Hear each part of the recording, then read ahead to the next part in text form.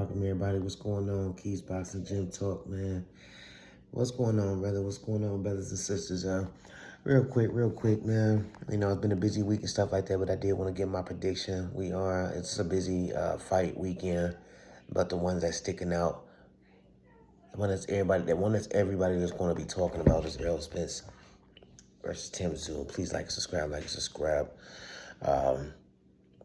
Errol Spence has been out the ring for 3 years. I think tomorrow will make it exactly 3 years, but we're going to say 3 years. He got punished last time we seen him against none other than the great Terrence Crawford. The car accident, then with that beating that he took, the odds are stacked against him. I don't know the betting odds or whatever, but I'm pretty sure that Spence might be the favorite or whatever.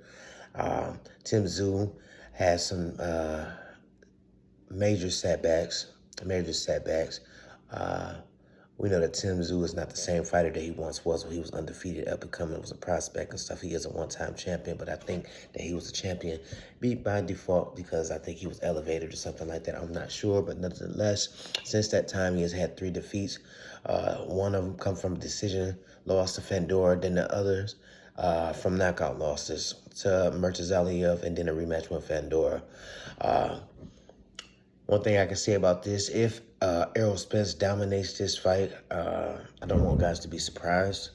Tim Tszyu has the right style for Errol Spence. He's tailor-made for Errol Spence. That meaning that he comes forward.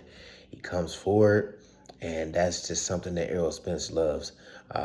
Comes forward. It's not really a sharp counter puncher, so Errol Spence can have some room to breathe and some room to think and stuff like that. But he's got to be wary, though. Like I said, the inactivity. We don't know how much punch resistance that he has left. A lot of fighters at his age and has been took a beating like that. It ain't like Anthony Joshua like earlier today. He doesn't have a lot of punch resistance anymore. He just got dropped twice in the first round. You know, Errol Spence, give him all the credit in the world going into this man's backyard. He's always had that confidence.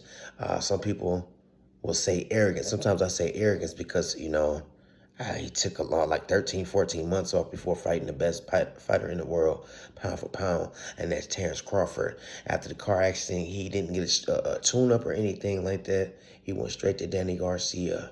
Then went straight to Ugas and stuff like that. So we know Errol Spence's track record doesn't care about that. But could this cost him going in the ring against somebody that's been so active like a Tim Tszyu?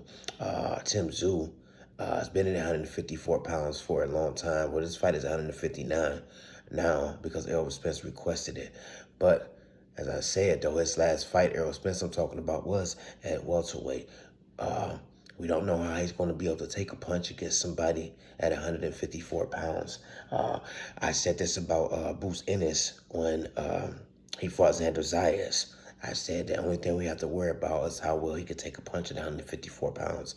I think that was the first time we ever seen Bruce Ennis get stunned like that when I think he caught him, Xander caught him in the second or the third round. You guys know what I'm talking about. Nevertheless, Bruce did dominate, but then, like I said, there was a different type of punch from a different weight class, a higher upper weight class. So we have to see if Errol Spence can do the same thing with the Tim Tszyu.